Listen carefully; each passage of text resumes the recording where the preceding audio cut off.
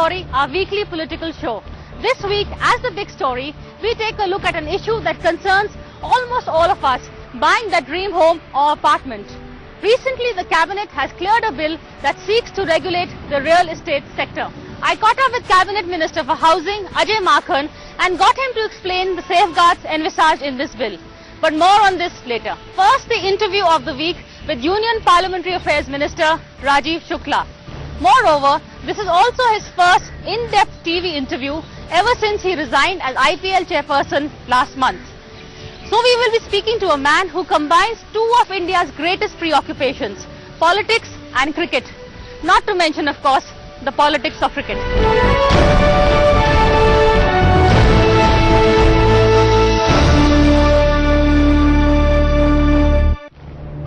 This is the story of a small town journalist from Kanpur who came to Delhi in search of a story and ended up making headlines himself.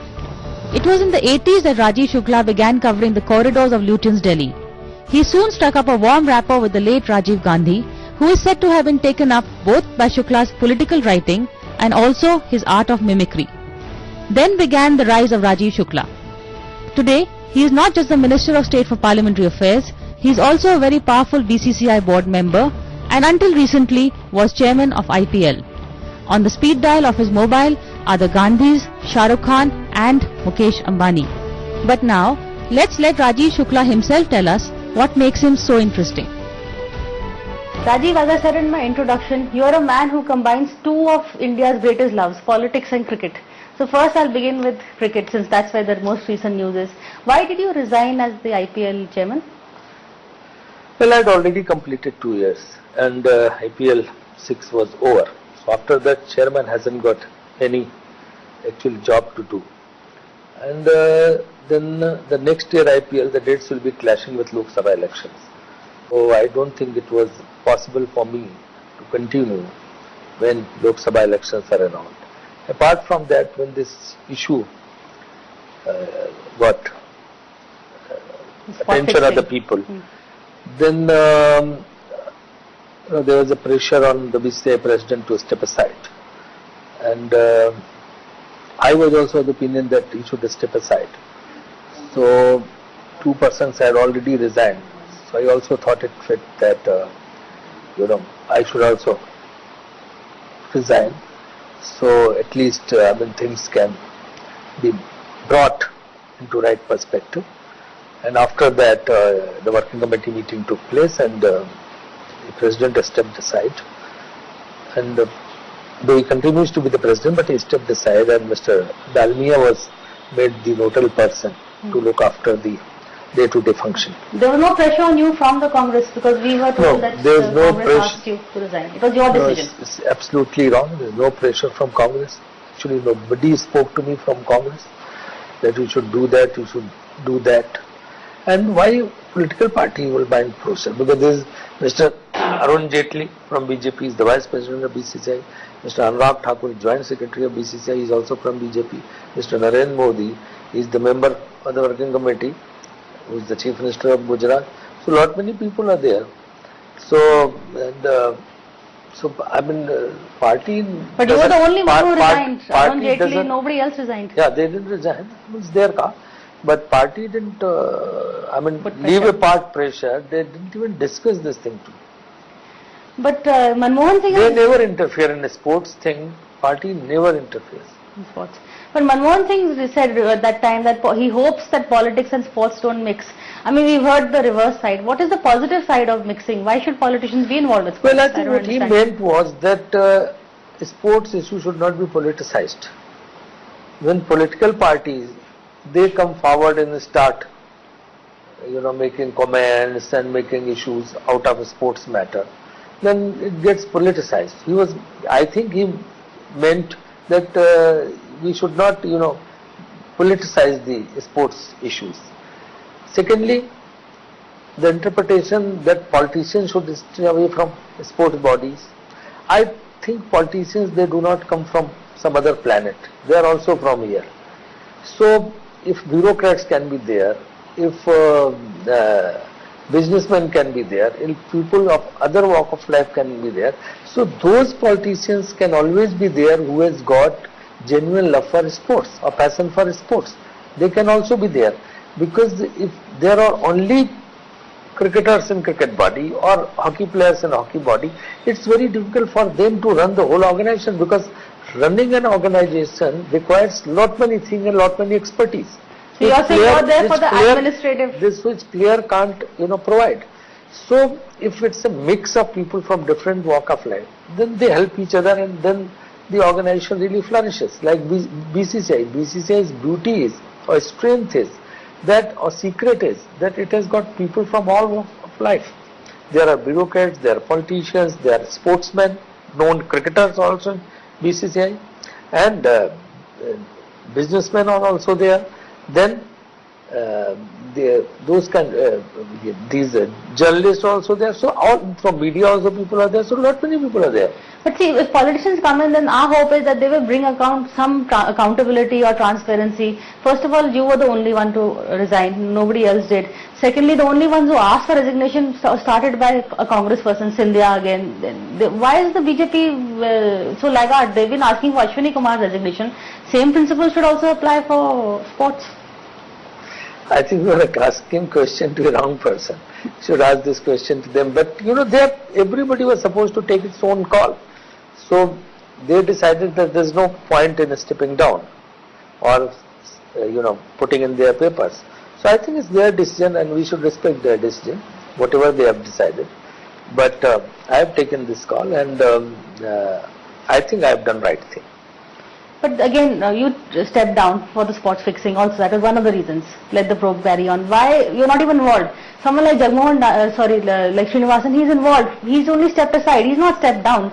Shouldn't they? Why are there two standards? You should have made him also step down. No, but his contention was that there is nothing against him. His contention, but the perception plays a role. That's his contention was that there is nothing against him.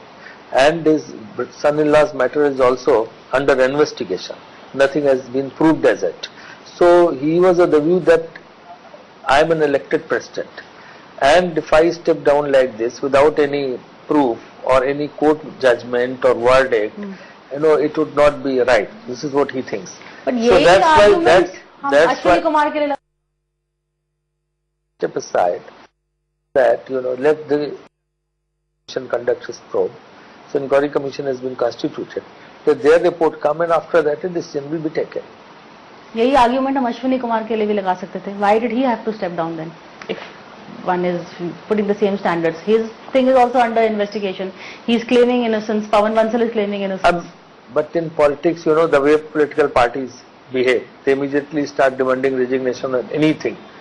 If somebody is on political position, then resignation is sought immediately. Actually, there should have been a proper precedent that unless this thing is proved, resignation would not be sought. But now in politics, it's not there. The moment any controversy is raised, they immediately seek resignation first thing. That's happening in politics. What to do? Okay, the Lalit Modi is alleging there is a sort of a connection between you and Arun Jaitley, and you all team up together in cricket. Is it true? And secondly, do you also team up in, does this help in the Rajya Sabha when you have to get a consensus on a bill? Well, first of all, I don't respond what Mr. Lalit Modi says, because I haven't responded to any of his comments or any of his Twitter so far. As far as Mr. Jaitley are concerned, it's not about Jaitley. There are 30 members in BCCI. And we all are together. We together take a decision, and we together run that organization. And apart from that, Mr. Jaitley, as you rightly said, is leader of opposition. And being Parliamentary Affairs Minister of Rajya Sabha, it's my job, day-to-day job, to coordinate with him for the smooth transaction of the government business and functioning of the House. So there has to be a regular interaction with the leader of opposition, and particularly in a House where we are in minority. We haven't got absolute majority number, so we can pull through any bill. So we need to interact with, why only Jaitley? I interact with Sitaram Yechuri also. I interact with Shivanand Tiwari and N.K. Singh also. I interact with Trinamool Congress leaders also. I interact with Ram Gopal Yadav also, with Satish Mishra also. So why only Jaitley? I interact with all these people, and I've got good relations with all of them. Okay, let's come to your second portfolio, your charge of Parliamentary Affairs Minister. It's a tough time now, with your own allies are not with you on your trophy legislation, the food security bill. Firstly, is there a rethink on the food security bill? No, I don't think there is a rethinking on food security bill. What has been decided is that we will again discuss with opposition and we'll try to muster as much support as we can on food security bill, because after all it's in the interest of the people of the country, particularly the poor people and deprived. For them this scheme is being brought. So there will be another attempt to bring everybody on board, as many political parties as we can on board. Then we will not go by ordinance route, we will bring it in parliament session and it will be deliberated upon in parliament, and after that it should be passed. This is what we want. So no truth that Sharad Pawar is against it, Mulayam Singh Yadav also has reservations. No, everybody, when any bill is brought, people can have reservations. They have got issues and we try to address those issues. Do you miss the left? I mean, the Prime Minister more than one occasion hinted that, he would be willing to do business with the left again. Do you miss the left as an ally? They were less mercurial than the current lot. It's a very difficult question which you are posing. Whoever has been with us, we respect everybody. So we respect them also. And we have got a working relationship. Even in the house also, I often talk to Sitaram Yechury. That's your personal equation with them? No, even on lot many bills, from government side also I talk to them that this bill is in the interest of the people, why don't you, support us? And I get his cooperation also. Okay, moving on to the next generation. Now there is a generational change. Rahul has become the vice president. He will probably be taking a larger role, one hopes, in the next elections. You have an equation with him. What do you see? Do you see that a lot of people are saying he's delayed?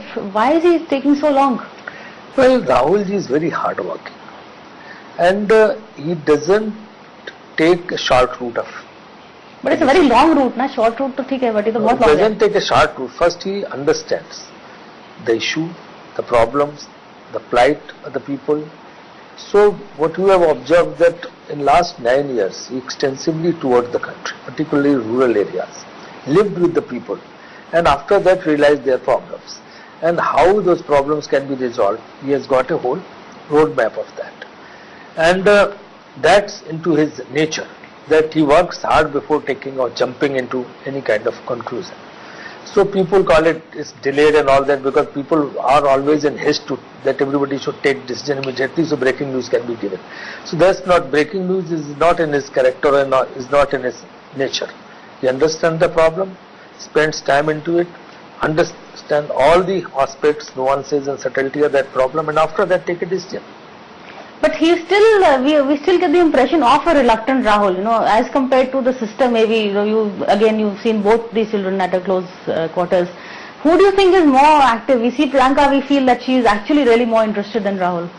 No, Priyanka is not in politics. Rahul ji is in politics. All decisions, fair enough, but political decision and politically involved. So Rahul ji is involved into it, and so since Priyanka is not in politics, Rahul ji is taking decisions, he is involved into it. So, the whole focus is on Rahul ji. So but there is the hope of Priyanka. It was a decision of the family to bring Mr. Rahul Gandhi, and Rahul Gandhi is doing his job very well. Okay, Rajiv, a bit about your background. You came as a small town boy from Kanpur. You came to Delhi, I think, in 83.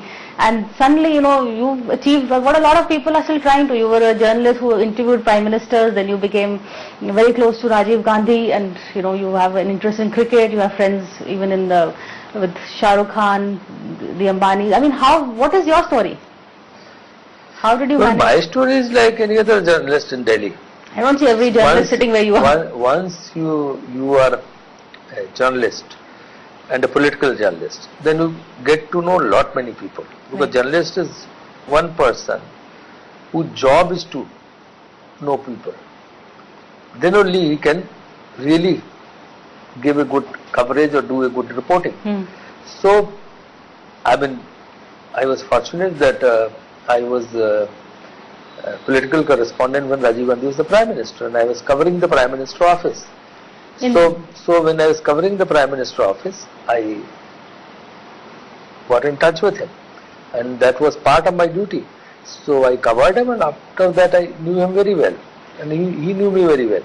So, that relationship, and I found him a very wonderful person, very nice person. And I think I still, maintain that he was one person who was misunderstood in politics. He had so many qualities. After all, he gave you a lot many things which today we are enjoying. Who brought you mobile phone? Rajiv Gandhi. The entire telecom revolution was done by Rajiv Gandhi. What was it like covering Rajiv Gandhi? I mean, he used to joke with the journalists, the off-the-record moments. He was quite friendly with the media people. He used to joke with them. He used to have good relations with them, and he used to love taking media along with him. Even on domestic trips, lot many media people used to accompany him. Nowadays, I don't think lot many media people go with the Prime Minister. But when Rajiv was the Prime Minister, lot many media people used to accompany him even on his domestic trips. Okay. So that's how you get to know him. It's true, he used to specially ask for you. I mean, very often he used to say, "Chal, come along with me." Is it because you both have the same name? What was worked with the two of you? Yeah. I'm going on this tour. Will you be coming? So obviously, when Prime Minister is asking, you would love to go with him. And he was a Prime Minister of 415 Lok Sabha seats with most of state governments of Congress party. So there used to be massive impact of his visits throughout the country, particularly when he used to visit South. I mean, thousands and thousands of people used to throng upon. Even at 4 in the night or 2 in the night, the roads were packed. Ocean of people used to come to have a glimpse of him. That kind of leader was he. So, country is missing that kind of leader. He was a great leader.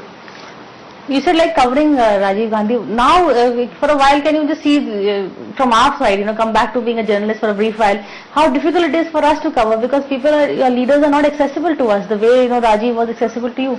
Now, there are two problems. A, over a period of time, security apparatus has enhanced. So, there's too much augmentation in security apparatus, which is essential also. So, the distance between journalist and political leader is increasing day by day. Even those who are in opposition, they have got strict security system.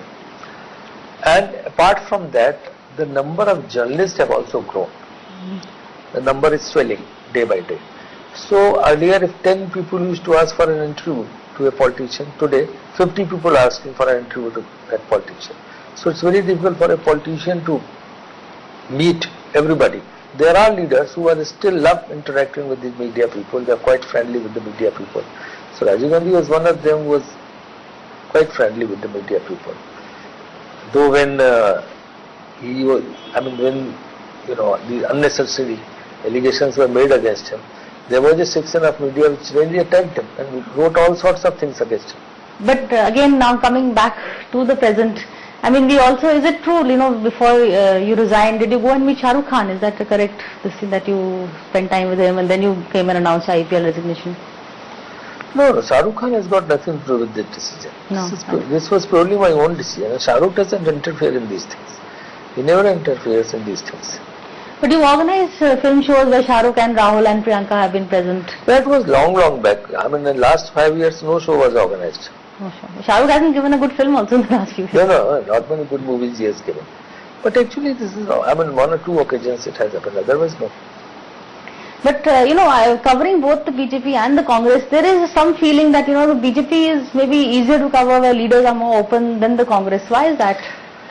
Well, I can't comment on it, but I can definitely quote Mr. Yashwant Sinha. Last week, Yashwant Sinha made a comment that is very unfortunate that in our party, most of the policy decisions are media driven, and our entire leadership and most of our leaders, they go by what media says, and media has got tremendous amount of influence in their decisions, which is just unfortunate. It should not happen.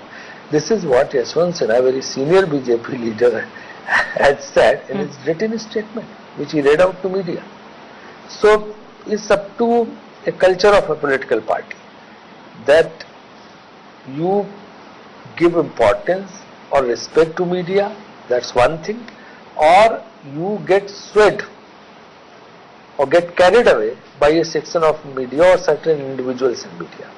Like you asked first question to me that why, every political correspondent has got political ambition. Since he is covering politicians, he thinks I should also become like that. But many of them, they are not able to express this thing. They wait for right opportunity to get into politics. Or some of them, they hate politics, they don't come. So there are both mix of people, both kind of people. But I am of the opinion that if you have got interest in politics, then you should be open about it. You should express it and try to get into politics directly. Instead of having a facade of being a journalist and serving the interest of that particular political party or particular individual. So no agenda journalism, might as well come clean. Yeah. That's what. Okay, Rajiv, my last question now, which have you enjoyed the most, your professions? Being a journalist, being a politician, cricket administration, where have you had the most fun? Well, I have enjoyed all three.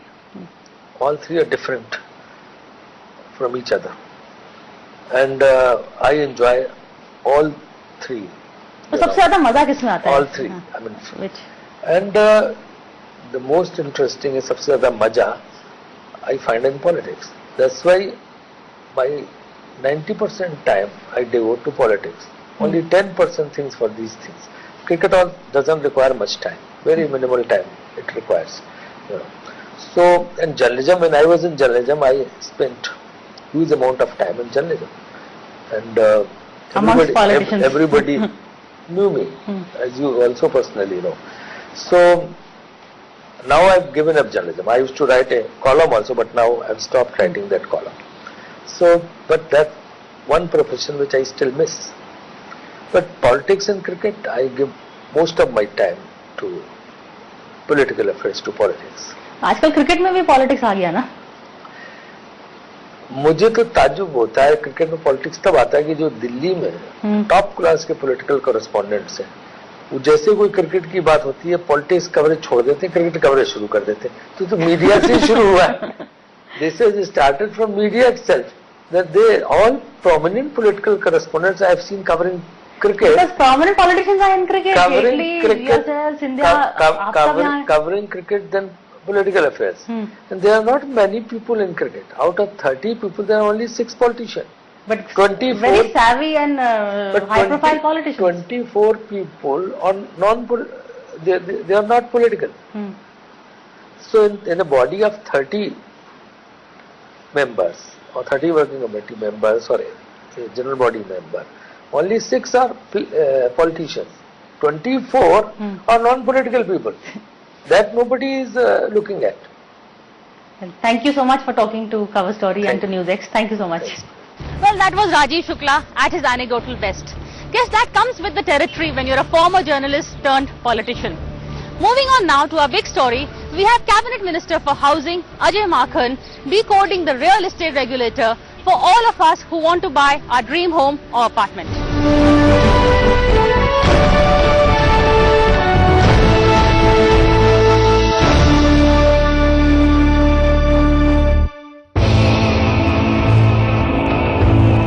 Did your real estate developer default on the possession deadline he gave you? Are you paying hefty EMIs while waiting to get possession of your new house? Have you lost your hard-earned money on a project that never took off? Here is a revolutionary bill that might change the face of the real estate industry, claims Housing Minister Ajay Makhan in an exclusive interview to NewsX. First of all, it will bring in transparency in the entire real estate sector, and second is the standardization of various terms which is used when a home buyer wants to buy a house. In India, property is the single largest asset that the buyer considers as the safest investment. Over the last decade or so, the demand for real estate has been booming. However, this largest asset has remained unregulated, leading to soaring property prices and unethical builders shortchanging the buyers. In terms of transparency, there will be a regulator which would be set up by every state, and any developer before launching his project would be required to register his project with the regulator. Registration would mean he has to provide to the regulator, which would be put on the website of the regulator, all statutory clearances, all sanctioned plans. All these things will make every project transparent, because nowadays what the complaints which we are getting is, even before all such statutory clearances are taken, a project is launched. And when a project is launched, people do not know whether even the developer is owning that piece of land or not.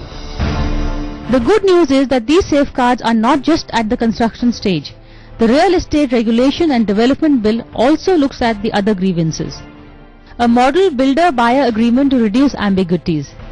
Real estate agents to register with the regulator. Penalty for failures to meet deadline.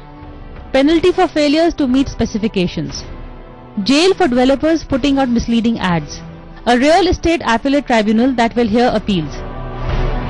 Good builders, who are well-known builders, I wouldn't like to take their name, they called me and welcomed the government, welcomed this step and thanked the government. They say that it will give them a level playing field with the bad ones, because earlier on the bad ones, without even getting all statutory clearances, they used to launch a project, take money from the buyers, and then instead of constructing on the first project, buy land for the other project and launch the second one. Currently, the bill is waiting to be passed in Parliament, but like several others, will this one too get tangled in the political whirlpool? The states were needed to be taken on board, and it took long, but the good thing now is that 22 states have very actively supported the bill. Only one has opposed. Which one is this? Chhattisgarh. And Chhattisgarh doesn't have many urban areas, and they have opposed not because of any provisions of the bill. They say that they would like to bring in their own bill. The Congress is keen to push this bill through in the next session. The real fear here is not so much the opposition, but the all-powerful builders' lobby that will do what it can to get this bill stalled. For once passed, this bill will be a powerful weapon in the consumer's hands. That is all for this week. Thank you for watching Cover Story. See you again same time next week.